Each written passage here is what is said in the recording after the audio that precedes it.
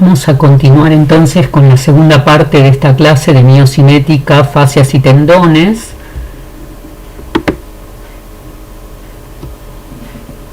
Comenzando con el desarrollo de la producción del movimiento y la mecánica muscular.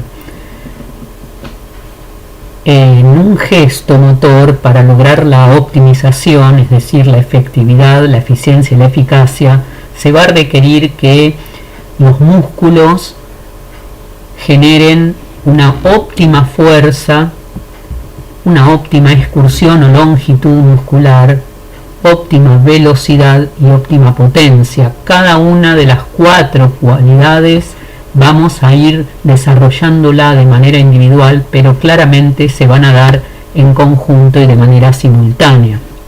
Vamos a comenzar con la fuerza y vamos a ver 3 conceptos que veníamos estudiando y se van a aplicar en la mecánica muscular. Por un lado, el tipo de palancas, por otro, el torque o momento de una fuerza, y por otro, el ángulo de tracción. Los tipos de palancas los recordamos: el primer género con la potencia en un extremo, el apoyo en el centro y la resistencia en el otro, van a ser este género, la eficacia la van a tener, mejor dicho, con respecto al equilibrio. El segundo género, con el apoyo en un extremo y la resistencia en el medio y la potencia en el otro, va a tener un beneficio, una eficacia en la fuerza. Y el tercer género, con el apoyo en un extremo, la potencia en el centro y la resistencia en el otro extremo, va a tener una eficacia en la velocidad. Recordamos también que el momento de una fuerza o torque es igual a la fuerza generada por la distancia. Esa distancia es el brazo del momento, y esa distancia se va a poder medir perpendicular al eje con respecto a la rotación de la articulación, siempre perpendicular a la fuerza y la distancia hacia el eje. Y el tercer concepto lo vamos a desarrollar un poquito más adelante en esta clase, que habla del ángulo de tracción, es decir, el ángulo que conforma el eje de la línea de fuerza del músculo con el eje del segmento móvil. Vamos a ver en esta figura, en esta imagen, estos 3 conceptos. Recordamos el concepto de palanca. Tenemos en este caso el ejemplo de la flexión del codo con la acción de los flexores en conjunto y una pesa o una resistencia que se está queriendo vencer ubicada en la palma de la mano. En este caso, la palanca es de tercer género. Tenemos el apoyo, la potencia generada por la fuerza muscular y la resistencia por el peso de la pesa. Cuando aplicamos el concepto de momento de una fuerza, nos referimos a la fuerza, es decir, la magnitud que está realizando este músculo por la distancia perpendicular a esa fuerza hasta el centro de rotación instantánea. Cuando hablamos del ángulo de tracción de ese músculo, de esa fuerza, estamos viendo que el eje de ese músculo, coincidente con el eje mayor que une los puntos de inserción, va a conformar un ángulo con el eje del segmento móvil. En este caso, el ángulo está conformado por el eje del segmento que se mueve y el eje muscular. Vamos a volver sobre este concepto un poquito más adelante. ¿Qué podríamos modificar entonces para poder producir mayor torque o mayor momento de fuerza? Bueno, para poder producir mayor momento de fuerza, dentro de la misma fórmula tenemos los 2 factores. Tenemos la fuerza, es decir, que podamos incrementar la intensidad, es decir, la activación de mayor porcentaje de fibras musculares de ese músculo. Podemos modificar el ángulo de tracción y podemos modificar la distancia del momento. Cada uno de estas variables las vamos a ir estudiando de a una, pero sabemos que se pueden incluso modificar todas en conjunto. Vamos a empezar con los factores o las variables que van a estar relacionados con la producción de la fuerza y vamos a ir desarrollando cada uno de ellos. Vamos a ir viendo los tipos de fibras, la morfología del músculo, la orientación de las fibras, el área fisiológica de sección transversal, la masa muscular o el número de filamentos, el número de fibras en paralelo, la modalidad o tipos de contracción y los factores fisiológicos.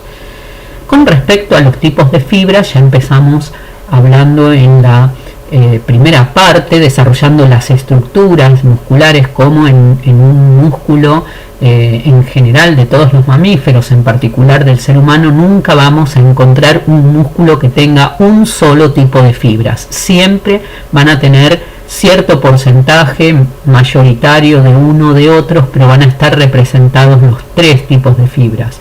Los tipo 1, lentas oxidativas; los tipo 2, rápidas oxidativas glucolíticas; y el grupo de 2A sería esta, y el grupo 2B, de las fibras 2B, las rápidas glucolíticas. También se encontraron al microscopio electrónico un tipo de fibra intermedia entre 2A y 2B. Algunos autores la denominan 2X u otros autores la denominan 2C. Cualquiera de ellas son del tipo de unidades motoras rápidas.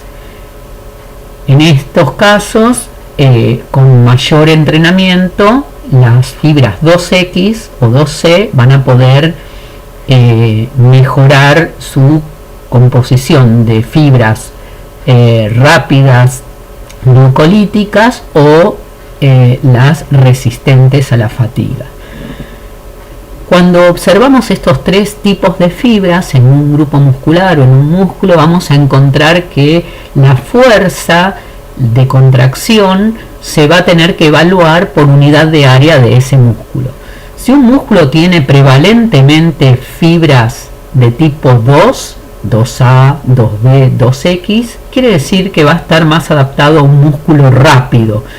El músculo rápido, ya dijimos, con las fibras tipo 2 van a poder generar más tensión, van a poder generar más fuerza, relativamente a un músculo lento en donde prevalece las fibras de tipo 1 o lentas oxidativas, en donde van a poder desarrollar menor fuerza, pero va a tener a favor el que tenga una alta resistencia y no se fatiguen.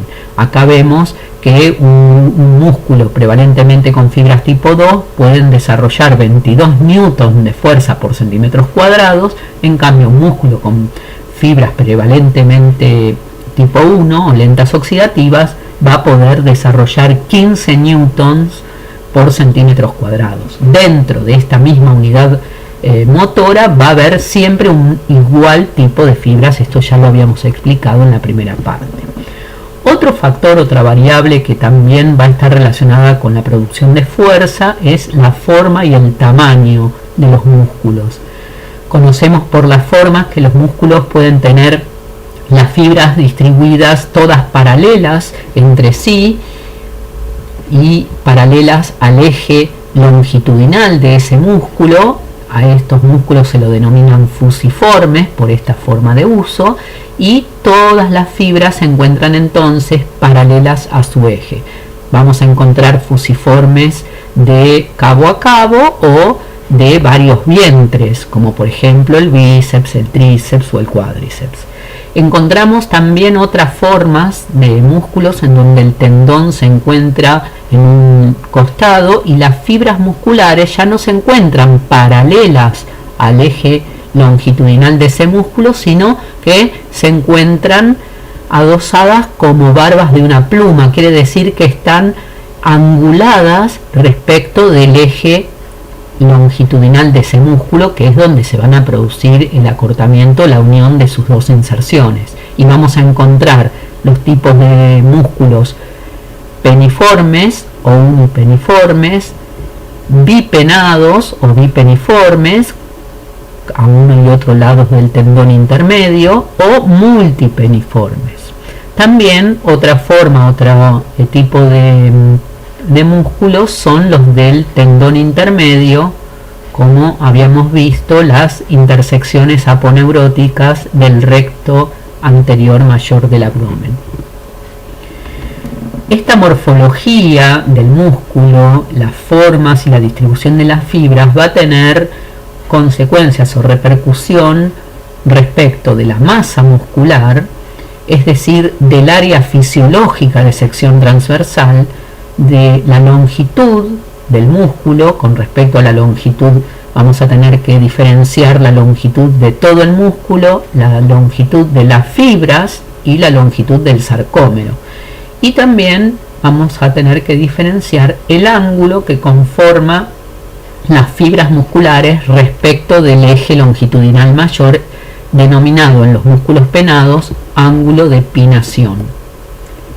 Con respecto al primer punto, a la masa muscular o área fisiológica de sección transversal, dicho de una manera más coloquial, estaríamos hablando de la sección transversal del músculo. La sección transversal siempre se corta perpendicular a la dirección de las fibras, en el sector más ancho del músculo. Ahora, esa sección transversal es conocida que no toda va a ser componente contráctil. En esta sección transversal encontramos componentes acuosos, componentes de tejido o elementos elásticos, vasos sanguíneos, nervios. Quiere decir que no toda la sección transversal va a ser utilizada para la contracción, y es por eso que se diferencia este concepto denominado área fisiológica de sección transversal, para dirigirse exactamente a las sumas de áreas de las fibras musculares, es decir, del componente contráctil. Cuando estamos frente a un músculo fusiforme, el conjunto de fibras paralelas a su eje longitudinal va a ser igual tanto en el ecuador, en el sector más ancho del músculo, como en cualquier otro corte. Por eso es que se utiliza siempre el corte en el sector más ancho, en el ecuador de ese músculo, y este área fisiológica de sección transversal va a ser igual a la masa muscular por el coseno del ángulo que conforman estas fibras musculares respecto del eje longitudinal. Como en este caso las fibras musculares son todas paralelas al eje longitudinal, entonces el ángulo es 0, y ya sabemos que el coseno de 0 es 1. Quiere decir que para los músculos fusiformes este dato va a poder descartarse o suprimirse porque es igual a 1. El área fisiológica de sección transversal es inversamente proporcional a la densidad. La densidad muscular en todos los mamíferos ya está calculada experimentalmente en 1.056 gramos sobre centímetros cuadrados, y también es inversamente proporcional a la longitud de la fibra medida en centímetros. Si nosotros relacionamos masa muscular sobre densidad, sabemos que este concepto se corresponde con volumen muscular. Quiere decir que para estos músculos fusiformes, en donde el coseno del ángulo no es despreciable porque el coseno de 0 es igual a 1, vamos a poder calcular el área fisiológica de sección transversal marcando el volumen, es decir, masa sobre densidad, sobre la longitud de la fibra. Ahora, este concepto de masa muscular o de aumento de masa muscular, que muchas veces está culturalmente sobrevalorado, es relativo en la eficacia de la fuerza muscular. Es decir, que no siempre el aumento de masa muscular va a traducirse en mayor fuerza muscular. Vamos entonces a diferenciar estos músculos fusiformes de los peniformes, y vamos a tener que analizar entonces ese ángulo que conforma las fibras respecto de su eje longitudinal, denominado ángulo de pinación. Volvemos al músculo conocido, al músculo fusiforme, en donde no solamente las fibras longitudinales paralelas al eje mayor se encuentran a lo largo de todo el músculo, sino que esa longitud del músculo es igual a la longitud de la fibra. En cambio, cuando vemos un músculo peniforme o multipeniforme, observamos que la dirección de las fibras es oblicua respecto del eje longitudinal. Para hacer la sección transversal y calcular el área fisiológica de sección transversal, se tiene que cortar varias veces perpendicular a las fibras. En este caso, lo perpendicular a las fibras coincidía con lo perpendicular del músculo. En cambio, en un músculo peniforme, para poder calcular todas las fibras, se tienen que hacer varias secciones transversales, como lo vemos en esta figura, en donde encontramos un ángulo de pinación de 30 grados, y que para poder abarcar todas las fibras tenemos que hacer un corte transversal a esta altura, en donde estamos abarcando esta fibra, pero tenemos que empezar a hacer otro corte en este sector para abarcar las fibras que no son contenidas en este corte. En un músculo con fibras penadas o peniformes hay más cantidad de fibras por centímetro cuadrado que en un músculo fusiforme. Por otra parte, también encontramos que la longitud de la fibra difiere de la longitud del músculo, tanto en un peniforme como en un multipeniforme. Desde el punto de vista experimental y a través de la ecografía muscular se puede valorar el ángulo, por lo menos de las capas superficiales, y se conoce que en capas superficiales la orientación de las fibras musculares respecto del eje longitudinal del músculo varía entre 0 grados cuando es fusiforme y 30 grados cuando es peniforme. Entonces vamos a ver cómo repercute en la fuerza muscular el hecho de que las fibras se encuentren orientadas con un ángulo de pinación más o menos de 30 grados a 45 grados.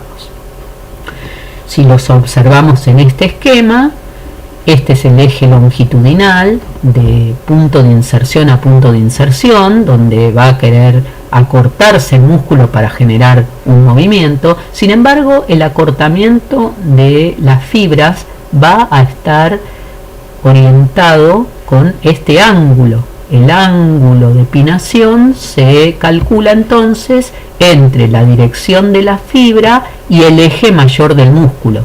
Ese ángulo va a tener un componente longitudinal, digamos, que va a ser el que se utilice para la contracción en el mismo eje del músculo, que se va a utilizar para el acortamiento, y un sector perpendicular, un componente perpendicular que va a estar transmitiendo las fuerzas en sentido transversal a las fibras laterales.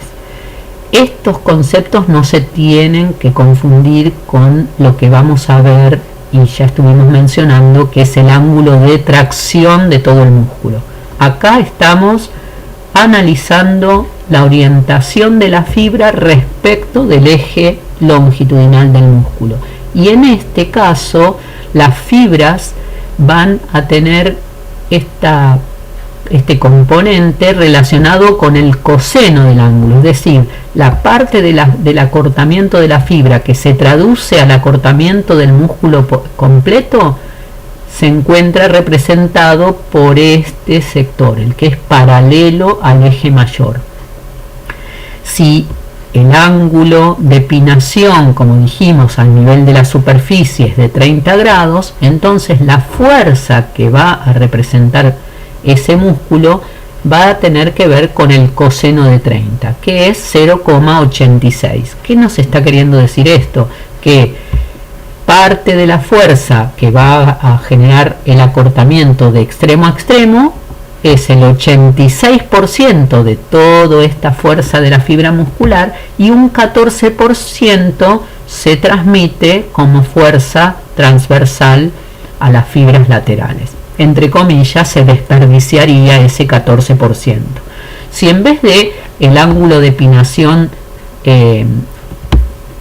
como se valora, es de 30 grados, se puede ubicar que sea de 45 grados, entonces el coseno de 45 grados es de 0,70, quiere decir que lo que se traduce como fuerza efectiva para el acortamiento completo del músculo es un 70% de esta fuerza de la contracción de la fibra, mientras que un 30%, entre comillas, se transmite hacia los laterales y se perdería en el sentido del acortamiento.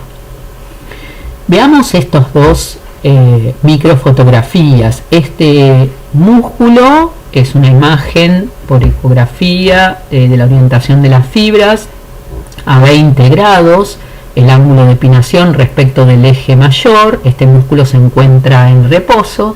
Cuando se produce un acortamiento, es decir, que se activa ese músculo con la contracción muscular, el ángulo de pinación aumenta. Quiere decir que cuando está en reposo, toda este componente va a ser el que se traduzca en una fuerza efectiva, pero cuando se contrae, al aumentar el ángulo de pinación, el componente de fuerza efectiva en el sentido de la contracción total del músculo es menor. Pero si nosotros, en vez de un acortamiento de tipo de contracción concéntrica, como lo vamos a ver después, los extremos de los músculos se alargan, entonces mientras que se contrae o acorta la fibra muscular, el eje mayor del músculo se alarga y disminuye el ángulo de pinación. Quiere decir que los tipos de contracción excéntrica van a mejorar la eficacia del ángulo de pinación. Y acá estamos entonces viendo este concepto, las diferencias de los tipos de contracción muscular, que vamos a diferenciar: la isométrica, la activación concéntrica, la excéntrica, y otra que se requiere en máquinas y no va a ser posible que lo haga el cuerpo muscular por sí mismo, denominada isocinética. La fuerza isométrica o trabajo estático se produce con acortamiento del sarcómero, pero con una mantención de la longitud del músculo constante, es decir, hay activación y la fuerza muscular iguala a las fuerzas externas, en este caso la acción de la gravedad. Un tipo de contracción concéntrica, una activación concéntrica, se ve en este ejercicio en donde, colgado de la barra, la persona eleva su cuerpo y la fuerza muscular supera a las fuerzas externas representadas por el peso del cuerpo de la persona.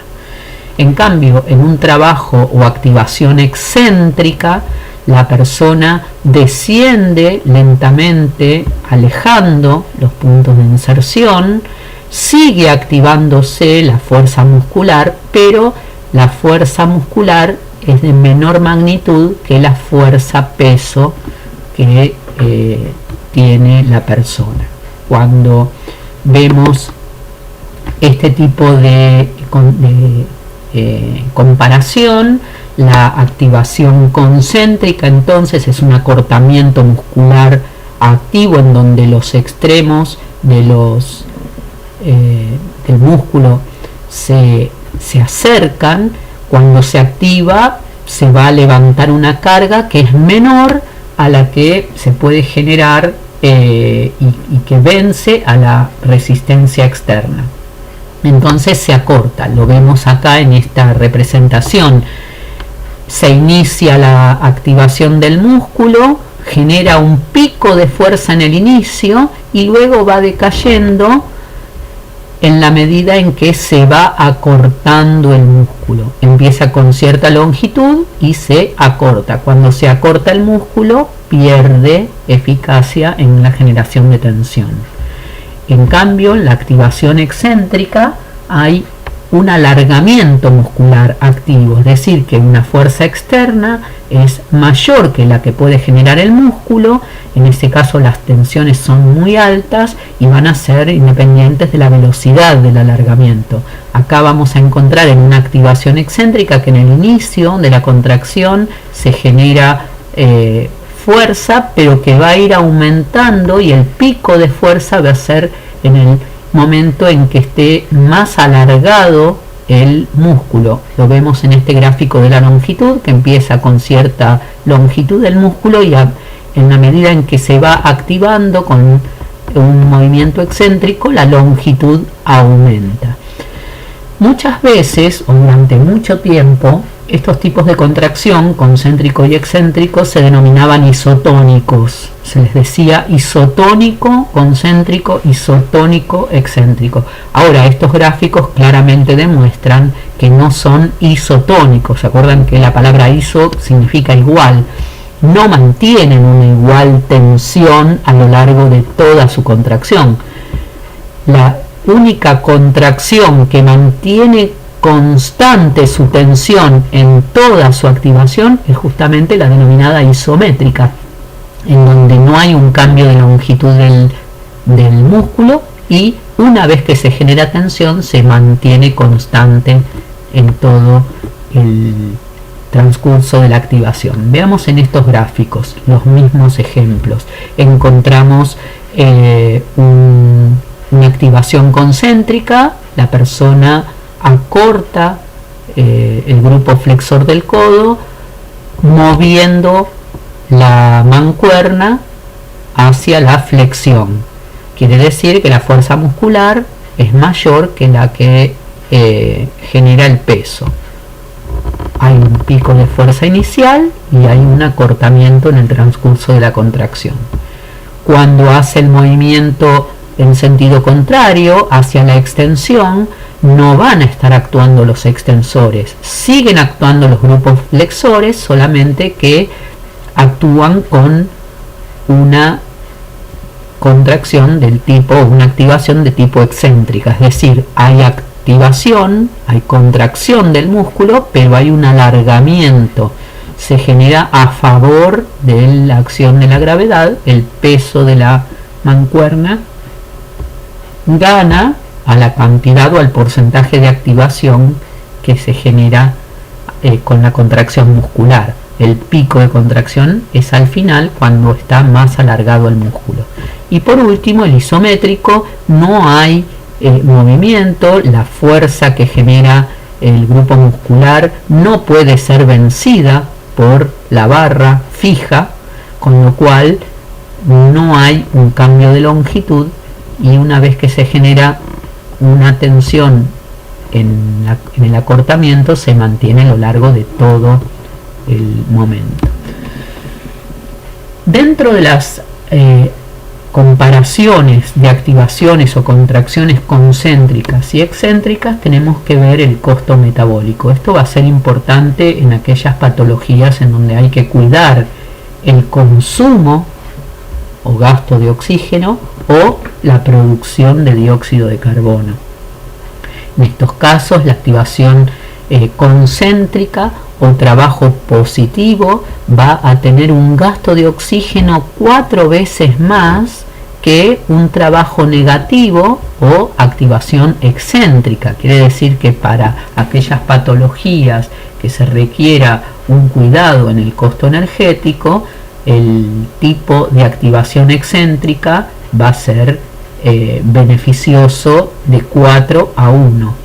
Esta activación excéntrica entonces están, ya dijimos, más adaptados los músculos penados, porque cuando hay alargamiento mejora la eficacia del ángulo de pinación, tiene menos costo energético y hay menos posibilidades de lesión muscular a velocidades y cargas bajas. Por último, un tipo de contracción que se requiere con un auxilio o un suplemento de computadoras y de máquinas externas al cuerpo, generan un tipo de contracción a velocidad constante. Isocinética se refiere a que en todo el transcurso del acortamiento se va a producir una velocidad constante y la relación que se tiene es con determinados ángulos de tracción y ángulos articulares, por ejemplo con el miembro superior, el codo en extensión, para poder flexionarlo y llegar hasta 140 grados de flexión. Fíjense que en estos casos está corregido porque hay bibliografía antigua que a esta posición le ponían 180 grados y a esta posición le ponían 30, es decir, que no utilizaban la posición anatómica como 0 grados. Esto es, entre paréntesis, una aclaración por si lo ven en distinta bibliografía. Cuando se va modificando el ángulo de tracción y el ángulo articular, se ve que para mover determinado peso se requiere tanto porcentaje de contracción, de máxima contracción voluntaria. Y en ángulos de tracción óptimo, que ya lo vamos a ver en un ratito, para mover cierta resistencia con el ángulo de tracción óptimo se requiere menor porcentaje de contracción muscular. Ahora, si yo durante el recorrido desde 0 grados a 140 grados le pongo un peso que en esta posición, 0 grados de flexión de codo, le cuesta mucho mover, puede ser que con un ángulo óptimo le cueste menos y cuando llegue a 140 grados máximo de flexión ya no pueda moverlo. En cambio, si yo le pongo una máquina isocinética en este ángulo articular con ángulo de tracción, se le va a generar determinada fuerza que va a ser menor en el momento que se encuentre con ángulos de tracción óptimo y mejor dicho, en esta posición vamos a poder hacerle más fuerza para que con mejor ángulo de tracción mueva a igual velocidad, y cuando esto requiere menos ángulo de tracción y le cueste más o requiera más porcentaje de contracción máxima, la máquina le va a generar menor resistencia. La resistencia se va a ir variando a lo largo de todo el recorrido para lograr una contracción a velocidades constantes. Acá encontramos ejemplos de máquinas isocinéticas para el cuádriceps o para isquiosurales también, y se puede analizar la relación que se tiene del torque isocinético, es decir, el momento isocinético, y la velocidad angular en los pares de grupos musculares antagonistas, como la relación va siendo muy pareja entre cuádriceps y isquiotibiales, entre los flexores plantares y los dorsiflexores.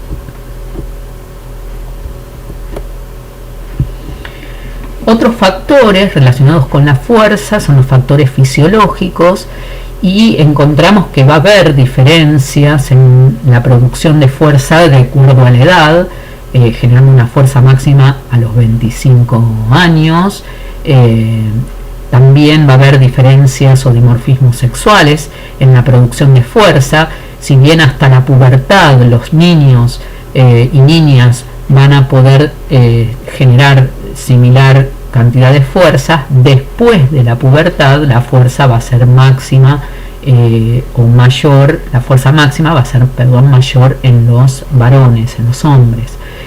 También va a estar relacionado con el peso corporal, en particular con el peso corporal total sobre el peso magro.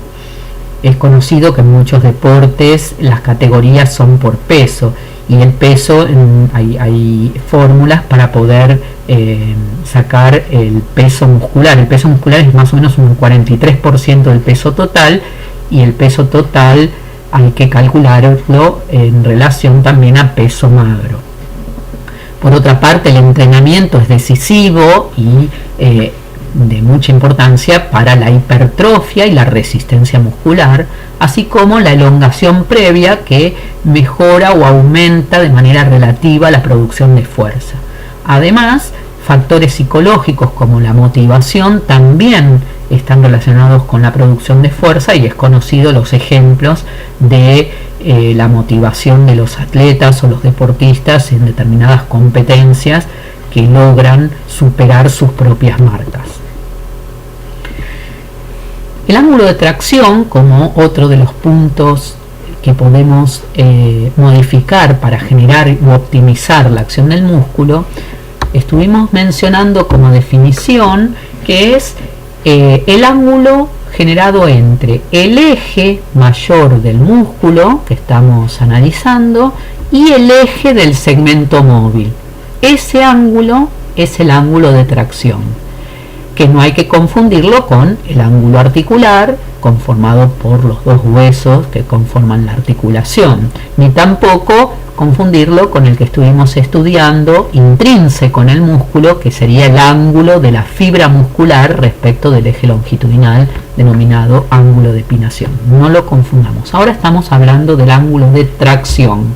Este ángulo de tracción, como definimos, el eje longitudinal y el eje del segmento móvil va a estar conformando un ángulo. Acá lo vemos graficado en azul, y el eje del segmento móvil, ¿sí?, paralelo a estos dos huesos, en este caso del antebrazo, conforma este ángulo, que va a ir modificándose a lo largo de todo el trayecto del movimiento cinemático de flexión del codo, y que no, como dijimos, hay que confundir el ángulo de tracción con el ángulo articular. Si bien el ángulo de tracción se va a ir modificando de acuerdo al ángulo articular. Fíjense que en este caso tenemos un ángulo de tracción muy agudo. En este ya va siendo mayor.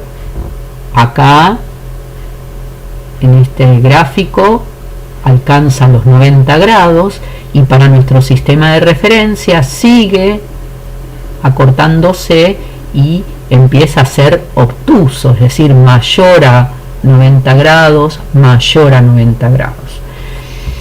En toda esta variabilidad vamos a analizar la descomposición de este ángulo de tracción con un componente paralelo al eje del segmento móvil y perpendicular al eje del segmento móvil. Si lo vemos más esquemáticamente, notamos que el ángulo de tracción se puede, con la fuerza muscular, el vector que representa la fuerza muscular, se puede descomponer en dos componentes, uno paralelo y uno perpendicular. Ahora vamos a ir analizando cada uno. Si nosotros necesitamos generar un movimiento, tenemos que pensar en este componente perpendicular, que es el que va a estar traccionando al eje del segmento para que se pueda mover. En cambio, este que es paralelo al segmento está generando una fuerza de compresión sobre la articulación, estabilizadora o coaptadora. Este genera movimiento, por eso se lo llama componente rotatorio, y este genera estabilización, se lo llama componente longitudinal.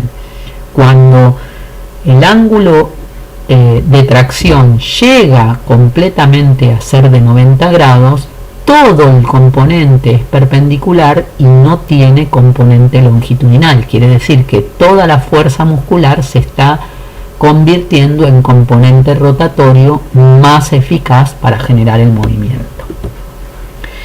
Los movimientos rotatorios los podemos recordar como un movimiento que tiene un punto central, como cuando queremos hacer girar una piedra atada con un hilo, ¿no es cierto? Va a tener una fuerza centrífuga y una tangencial. Y la distancia al centro va a ser ese brazo de momento con respecto a la fuerza que está provocando el movimiento. Si nosotros en ese momento, en ese instante, mejor dicho, se nos rompe la cuerda, la piedra no sale para acá, sino sale tangencial, sale perpendicular al eje. Lo mismo podemos usar este análisis para un movimiento articular, movimiento del centro de rotación de la rodilla, un músculo como los gemelos, que para generar movimiento de flexión va a producir esta fuerza perpendicular a la distancia. Entonces es fuerza por distancia del momento. Si lo traducimos en otro grupo muscular, como por ejemplo la fuerza del cuádriceps que toma inserción en la rótula y la rótula con el ligamento rotuliano, vamos a encontrar que cambia la dirección y mejora su ángulo de tracción. Fíjense la distancia del momento. Si no tuviéramos rótula, la fuerza del cuádriceps vendría por esta línea punteada hasta la tuberosidad anterior de la tibia, con esta distancia del momento para la extensión de la rodilla, mientras que esta es la distancia del momento con la presencia de la rótula.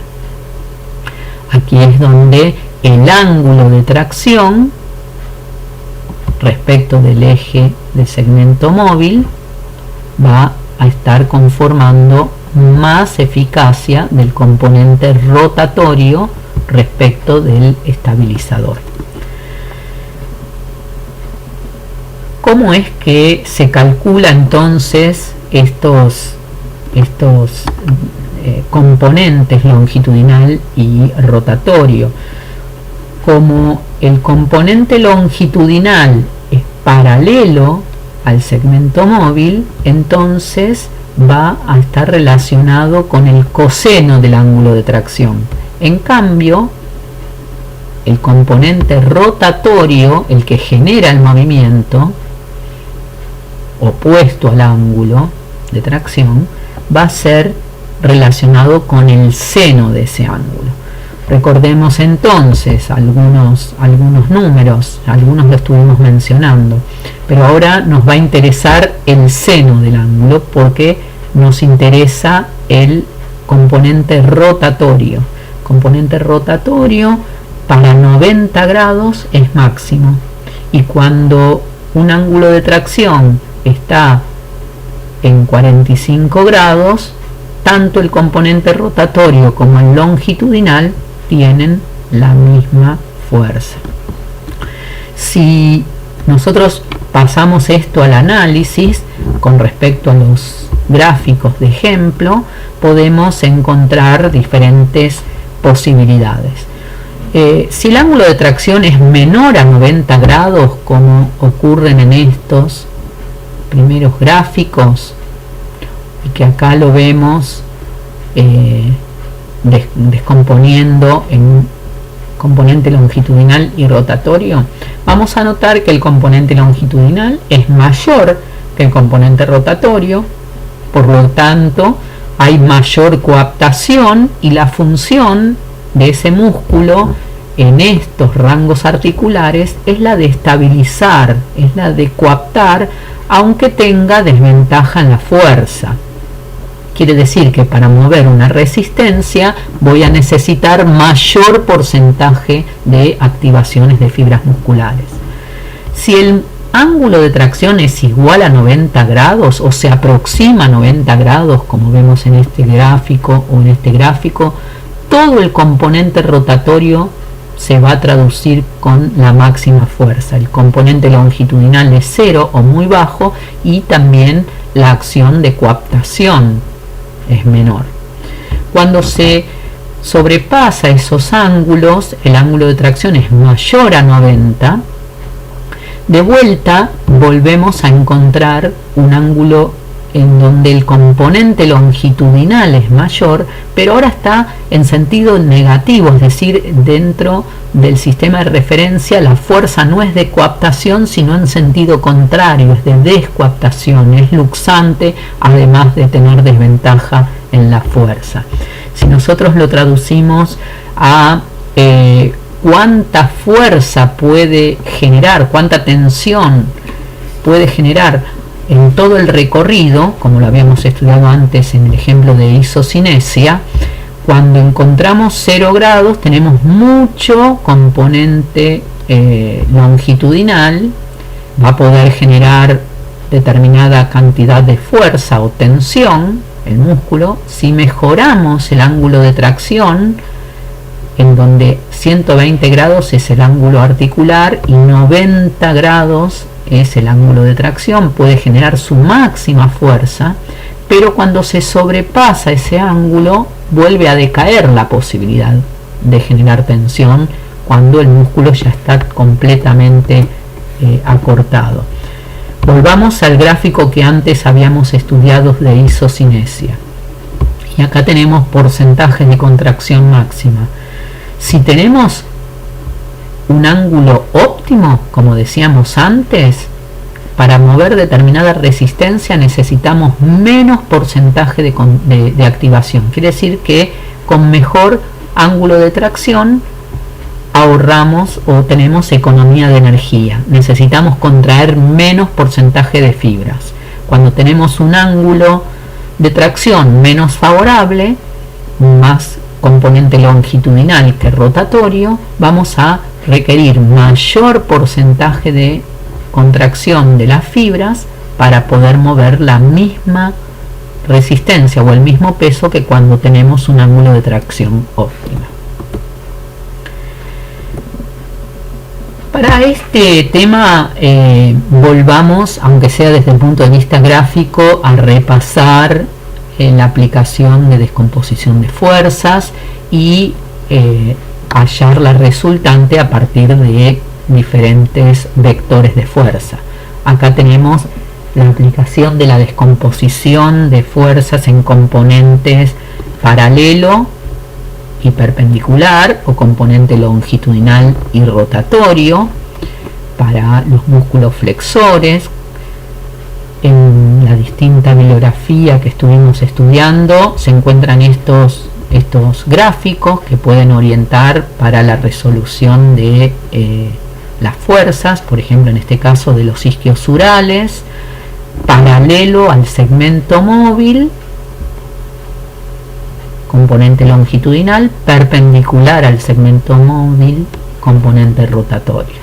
Acá tenemos otros gráficos de otra bibliografía, también aplicando isquiosurales, glúteo mediano, aductores.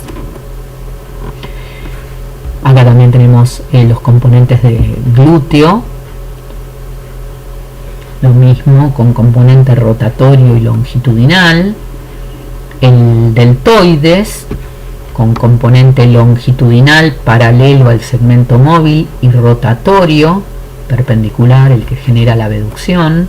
Acá lo vemos en los componentes del bíceps, también un gran componente longitudinal estabilizador o antigravitatorio y pequeño el componente rotatorio, lo mismo en el tríceps braquial con mucho componente longitudinal, ambos músculos importantísimos en estos para estabilizar la articulación glenumeral. Un componente paralelo y perpendicular que representa a la fuerza muscular del trapecio, llevando a la elevación de la escápula y actuando en sinergia con el serrato mayor o serrato anterior. Y también repasemos hallar la resultante a partir de dos o más fascículos de un músculo, como puede ser hallar la resultante del deltoides, hallar la resultante sobre la rótula del cuádriceps y del tendón rotuliano, o de los distintos grupos abductores. En vez de aplicando la regla del paralelogramo, también podemos aplicar la regla del polígono. Las porciones del cuádriceps para hallar la resultante y la fuerza, lo mismo las porciones claviculares y esternales del pectoral mayor, los gemelos para generar la flexión. Otro de los puntos, mencionábamos que también tenía acción sobre la producción de fuerza, es la modificación de la distancia del momento, además de modificar la cantidad de fuerza que pueda generar un músculo. También sabemos que la distancia perpendicular al eje, ¿sí?, al centro de rotación respecto a determinado músculo, no es constante a lo largo de todo un movimiento. Acá vemos, por ejemplo, la distancia de semitendinoso cuando está la extensión de rodilla y cómo aumenta la distancia con flexión de rodilla. Si nosotros tenemos que vencer una resistencia constante, dijimos que una posibilidad de mejora o de optimizar es el ángulo de tracción. Si mejora el ángulo de tracción, lo más probable es que para vencer esa resistencia reclutemos menos cantidad de fibras. Pero también otra posibilidad de optimizar esa economía de energía es que aumente la distancia del momento. ¿Se acuerdan que la ecuación de momento de fuerza es igual a fuerza por distancia? Si nosotros mantenemos la fuerza constante y aumenta la distancia, vamos a tener la posibilidad de generar un momento o torque mayor.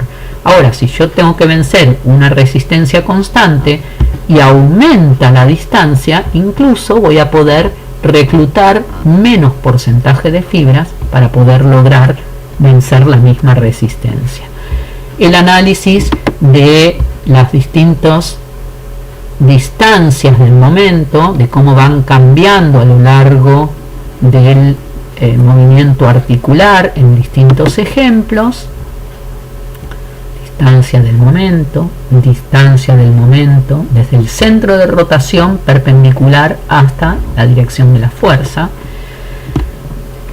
Se va a poder estudiar también otro de los puntos que le brinda eficacia a la activación, a la mecánica muscular, e incluso se beneficie con la economía de energía.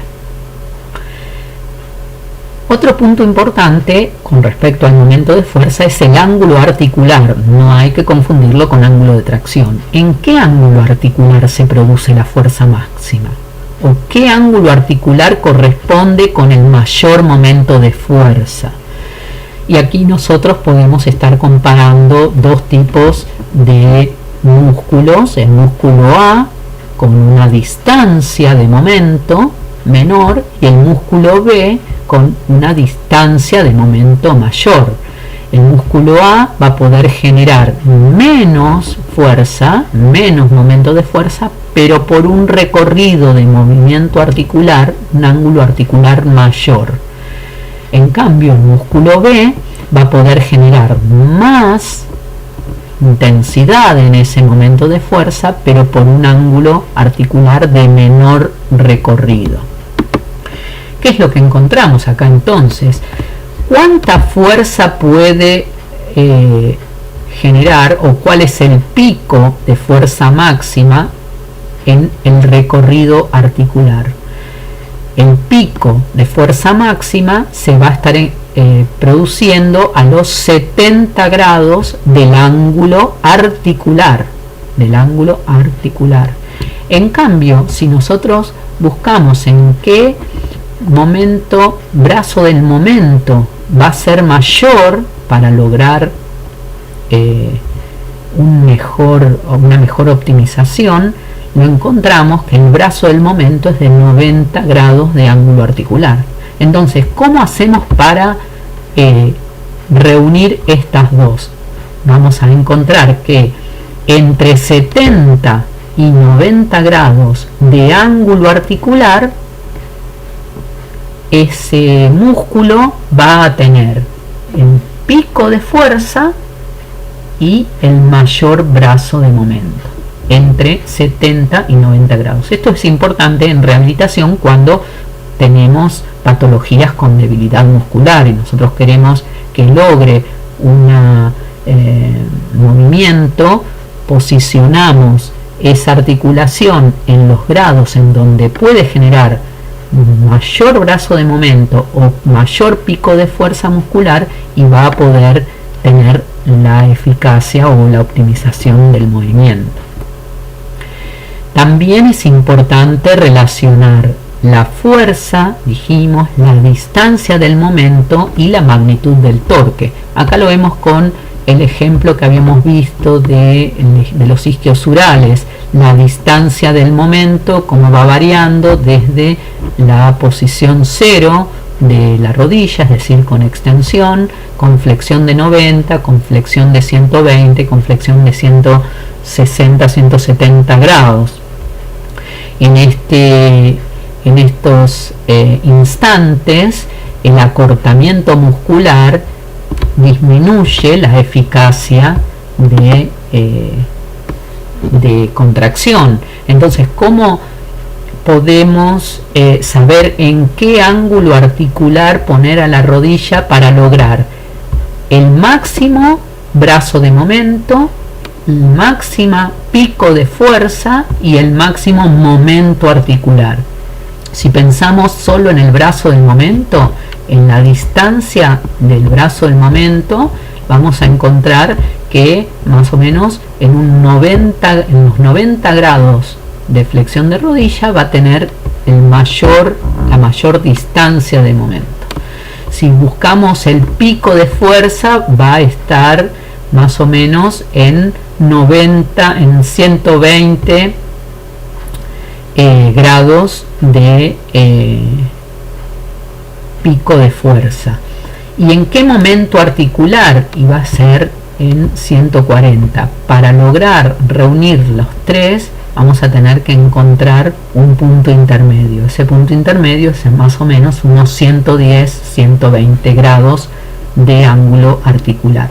De esa manera, en cada articulación se puede estudiar cómo optimizar la fuerza.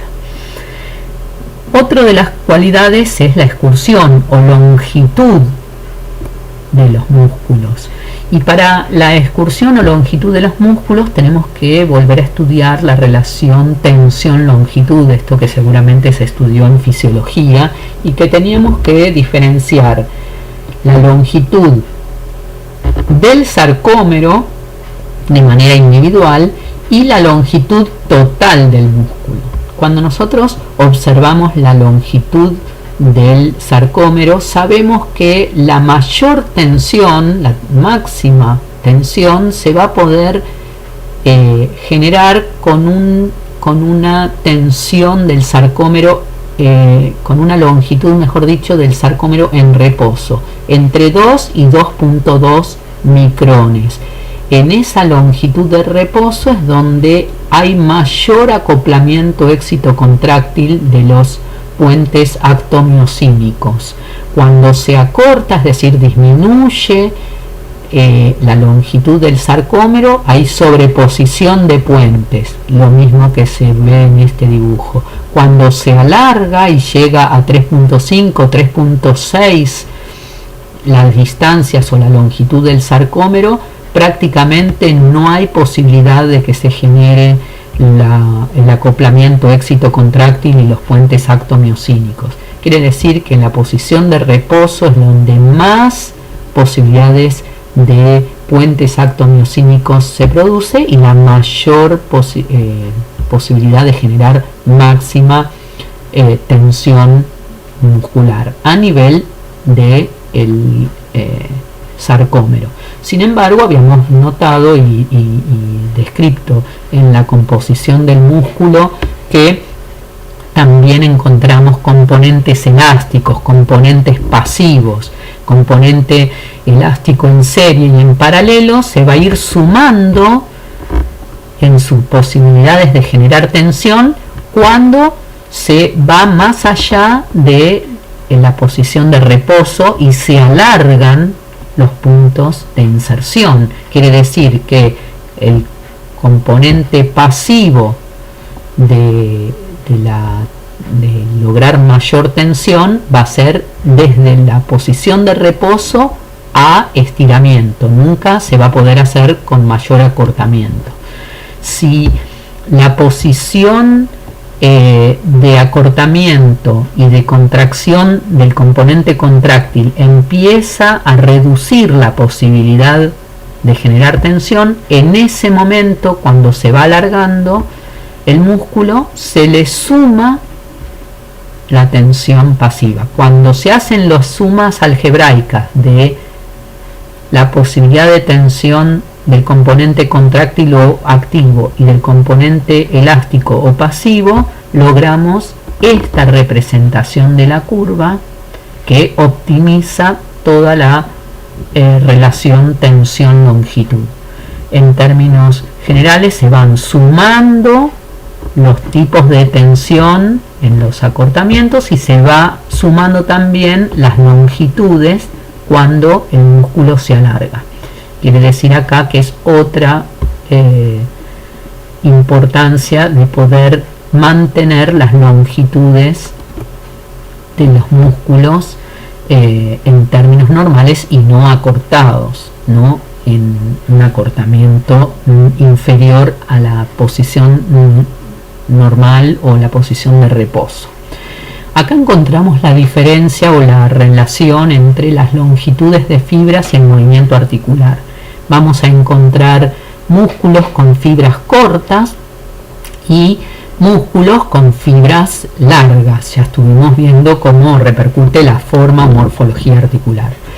Acá encontramos que un músculo de fibras cortas va a poder producir 40 grados de movimiento articular, es decir, va a lograr un movimiento entre 40 y 80 grados dentro de esa articulación.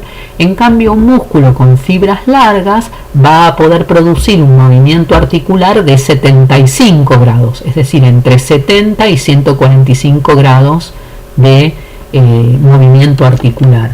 Si lo observamos acá, a igual fuerza, un músculo de fibras cortas va a estar generando 40 grados de movimiento articular y un músculo de fibras largas va a poder hacerlo desde 70 a 145, es decir, 75 grados de movimiento articular. Por eso, dentro de un ratito, un poquito más avanzada la clase, vamos a encontrar que los músculos de fibras cortas van a poder estar más adaptados a la fuerza. En cambio, los músculos de fibras largas, al poder hacer más recorrido en la unidad de tiempo, van a estar adaptados más a la velocidad. Y hablando de velocidad, entonces, vamos a encontrar que va a estar dependiendo del tipo de fibras, de tipo de fibra 1, lento. En estos casos, el grupo muscular prevalente de fibras lentas va a poder ser más resistente pero menos veloz, y los músculos con fibras prevalentes de tipo 2, de tipo 2A, 2B o 2X, que van a ser fibras glucolíticas rápidas. Van a tener el beneficio en la velocidad, pero no van a hacerlo en la resistencia. La velocidad va a tener relación directa con el número de sarcómeros que se encuentra en serie, así como estuvimos analizando que la fuerza tenía que ver con el número de fibras musculares en paralelo. En este caso la velocidad va a estar relacionada más con los sarcómeros en serie y va a tener una relación inversa a la fuerza. Veamos la fórmula de Hill. En un miembro vamos a encontrar dentro de la fórmula la tensión máxima que puede generar ese músculo menos la fuerza de la carga que se quiera vencer por una constante en este caso de velocidad.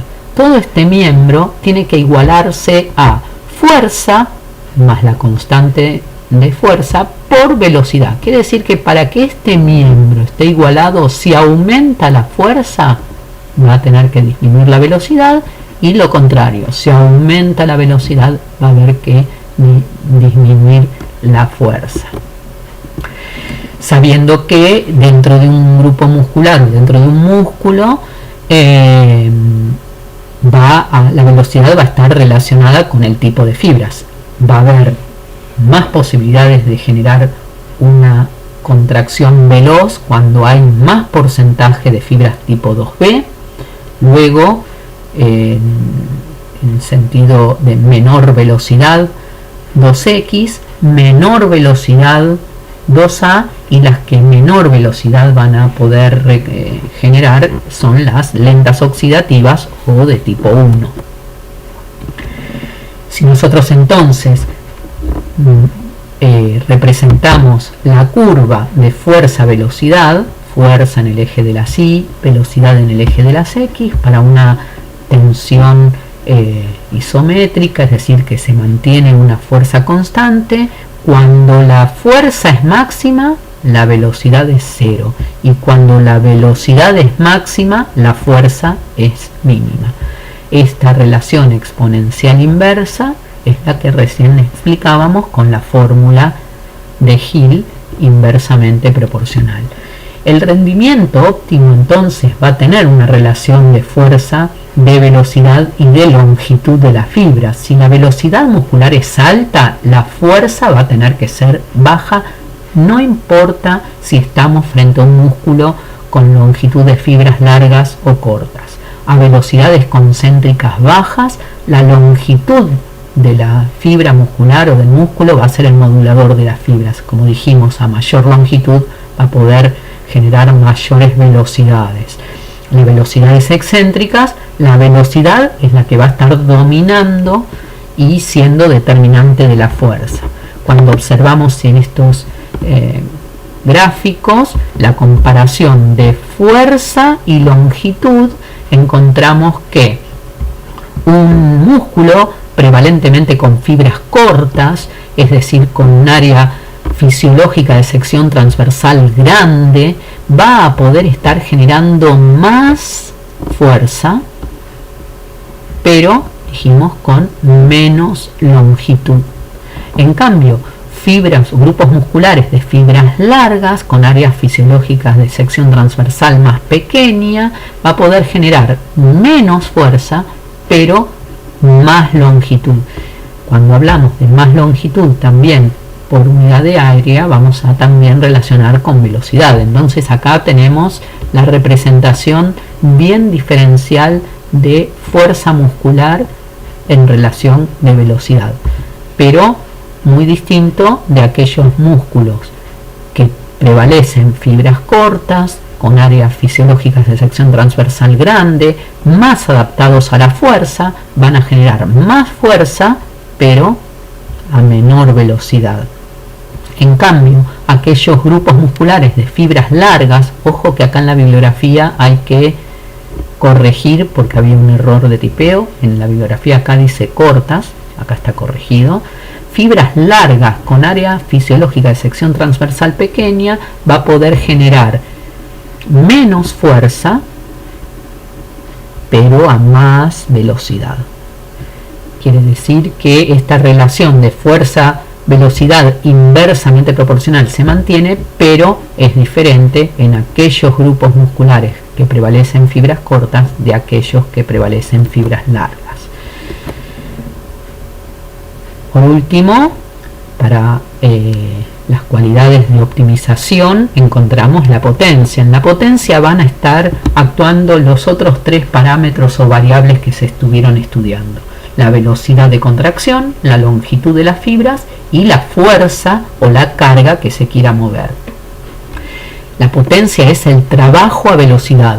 Lo que ya podemos ir afirmando es que no vamos a poder tener una máxima potencia si tenemos máximas velocidades y máximas cargas. Con máximas velocidades vamos a tener que generar poca fuerza. Con máximas fuerzas vamos a generar bajas velocidades. Quiere decir que para que tenga una óptima potencia se va a lograr con un 40% de la máxima contracción voluntaria. 40% de la fuerza. Si se empieza a aumentar la fuerza, la potencia y la velocidad va a empezar a decaer. Si se disminuye la fuerza, claramente no va a estar generándose en la máxima potencia. Lo mismo si nosotros en este cuadro, en vez de generar potencia con fuerza, comparamos fuerza con velocidad.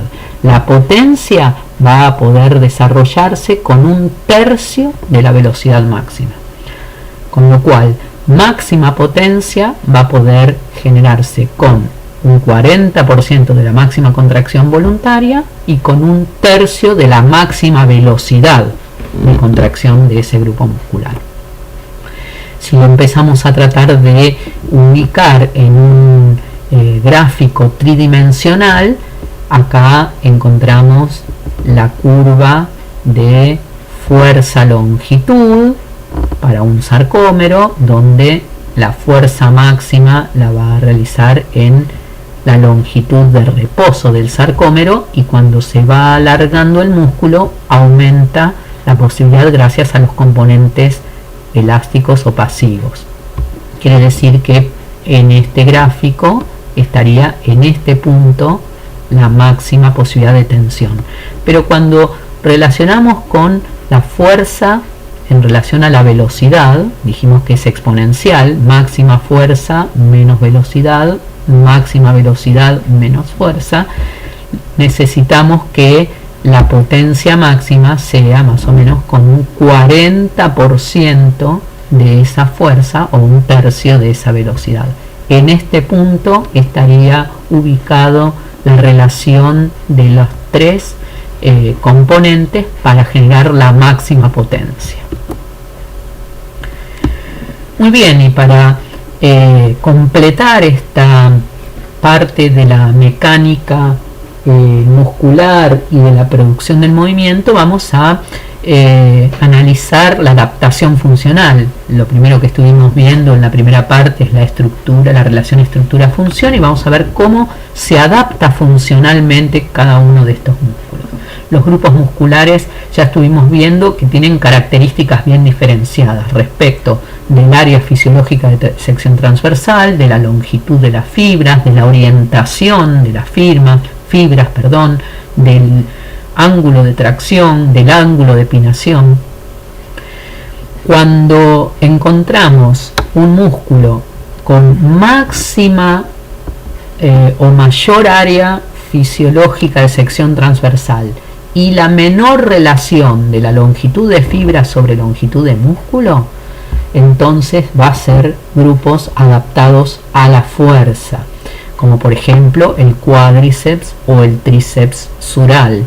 En este caso, el músculo adaptado a la fuerza, las características son fibras cortas, más numerosas, con mayor área fisiológica de sección transversal, penadas, en donde van a poder levantar más carga pero a menor distancia y con un brazo de palanca más largo.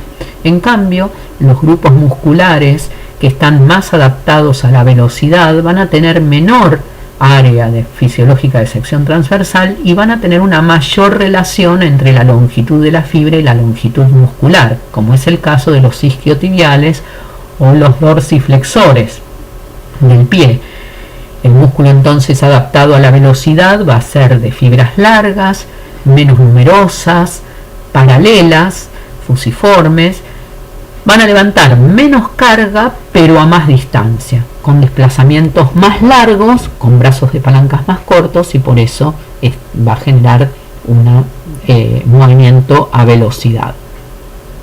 Cuando relacionamos las curvas de tensión-longitud y de fuerza-velocidad para la adaptación estructura-función, vamos a poder encontrar la comparación entre aquellos músculos con mucha sección transversal, gran área fisiológica de sección transversal respecto de pequeña. Podemos saber que a igual longitud muscular, los de mayor área fisiológica van a generar más fuerza que los de menor área fisiológica. Esto es casi intuitivo. También vamos a encontrar que los músculos de mayor área fisiológica de sección transversal van a generar mayor fuerza a igual velocidad. Mayor fuerza a igual velocidad. En cambio, un músculo de menor área fisiológica de sección transversal va a poder generar menos fuerza a igual velocidad.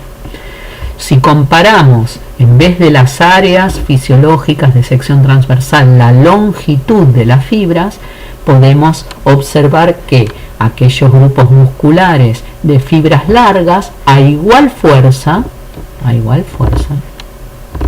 los de fibras largas van a poder generar mayores longitudes que los de fibras cortas. Y si nosotros observamos la relación fuerza-velocidad, va a ser que aquellos músculos de fibras largas a igual fuerza van a poder generar mayor velocidad, y las de fibras cortas van a generar a igual fuerza menos velocidad que las de fibras largas, que va a ser de más velocidad.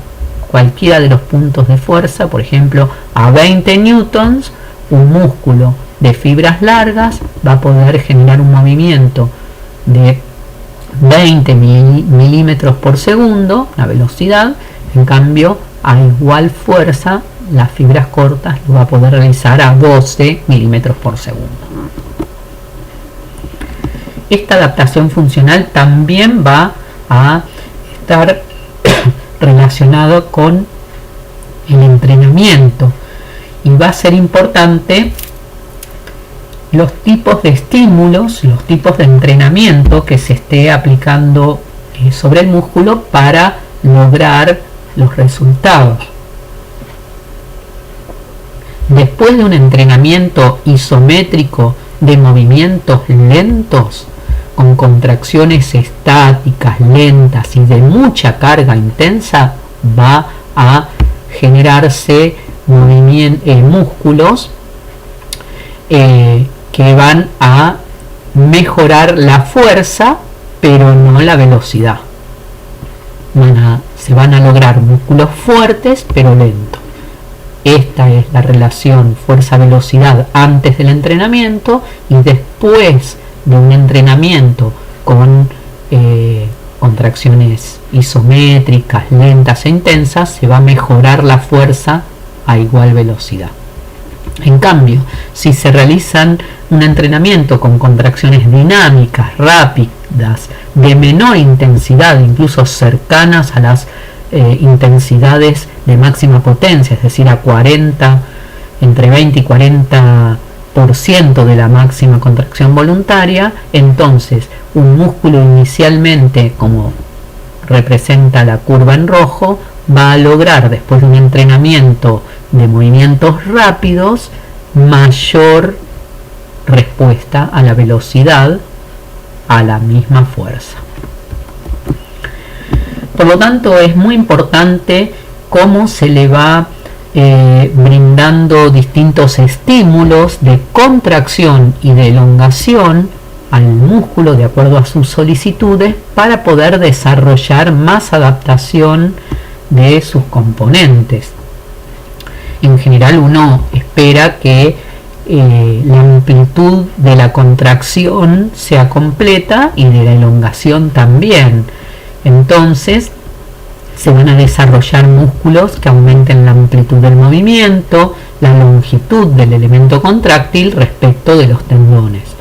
En algunas ocasiones se generan movimientos de contracción incompleta, es decir, con arcos de movimiento menores, pero de elongación completa. En este caso se va a aumentar la longitud total a expensas de los componentes elásticos, pero con disminución de los elementos contráctiles, ya que le estamos exigiendo una contracción incompleta. En muchos casos se produce de manera inversa, sobre todo en los casos de los entrenamientos de sobrecarga con máquinas, con pesas, en donde se le da mayor estímulo a una contracción completa y muchas veces se elonga de manera incompleta o insuficiente. Entonces se van a obtener músculos cortos con disminución de sus elementos contráctiles. En otras ocasiones, la contracción incompleta y la elongación incompleta nos va a dar como resultado una disminución de la amplitud en el recorrido de esa articulación y una disminución de la longitud de los elementos contráctiles.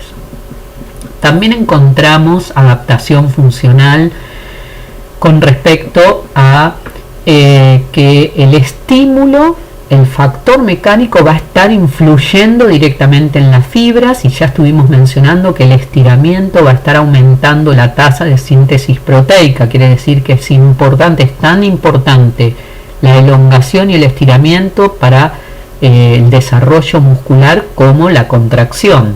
El dominio nuclear ante un proceso de atrofia, ¿no es cierto?, una pérdida de fuerza por desuso, o en investigaciones de vuelos al espacio por no estar sometido a la acción de la gravedad, va a estar disminuyendo el número de núcleos de la fibra o de la miofibrilla. Y también se detectó que el estiramiento pasivo previo a la contracción o al entrenamiento de la fuerza aumenta el reclutamiento de las unidades motoras.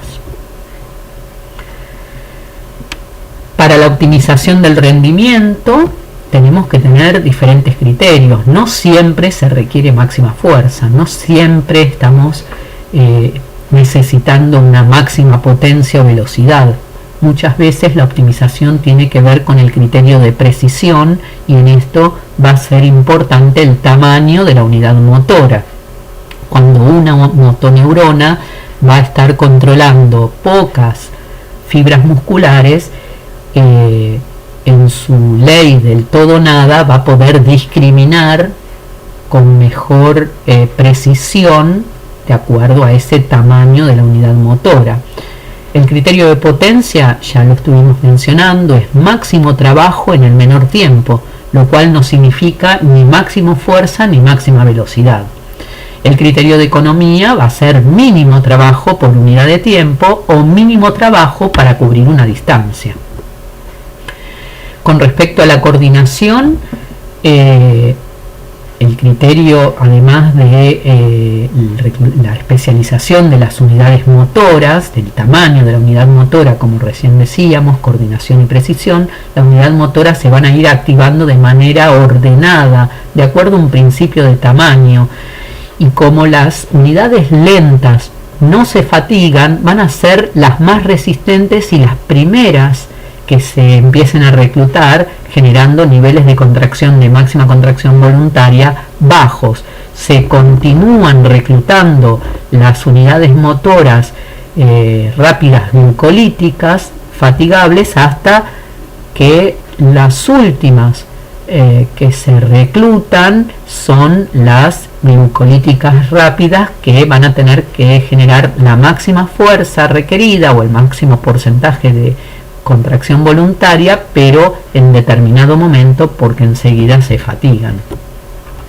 Si el criterio de optimización es resistencia a la fatiga, vamos a tener que utilizar niveles de contracción, de máxima contracción voluntaria del 15%. Nosotros decíamos que entre el 20 y el 40 va a estar generando la máxima potencia.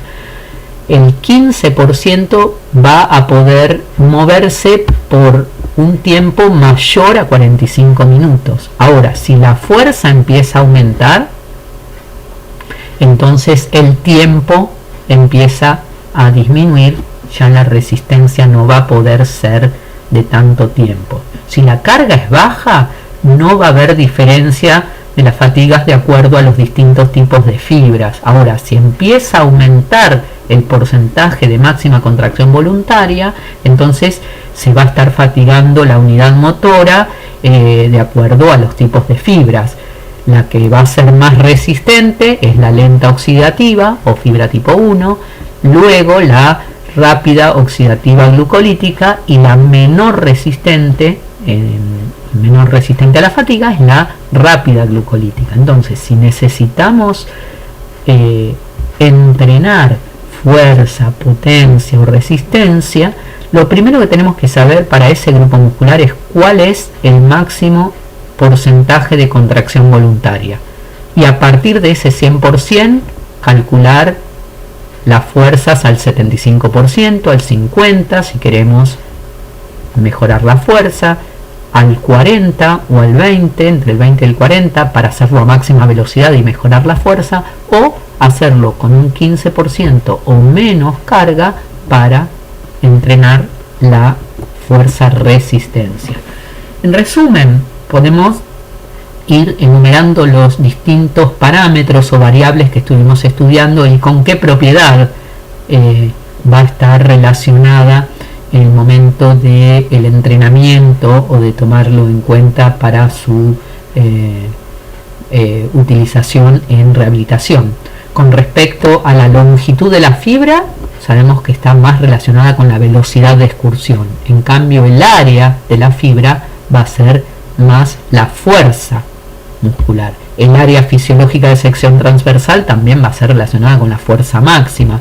La longitud del tendón va a tener relación con el rango aumentado, con la amortiguación y con más energía de tensión. El brazo de momento, la distancia del brazo del momento con el torque máximo. Cuando aumenta la distancia, aumenta el torque o momento. La relación longitud de tendón con longitud de fibra va a relacionarse con la rigidez de la unidad miotendinosa, y la relación de la longitud de fibra y el brazo del momento va a tener influencia relativa entre el músculo, la relación músculo-articular. La distribución del tipo de fibra va a ser relacionar con la velocidad, cuando son las glucolíticas rápidas o las glucolíticas oxidativas rápidas, o con la resistencia muscular, cuando son las lentas oxidativas o tipo 1. Y la distribución de la unidad motora va a estar relacionado con el control motor, relacionado más con la precisión y con la coordinación. La siguiente parte, que vamos a continuar en separado, se va a referir a la biomecánica del tejido conectivo.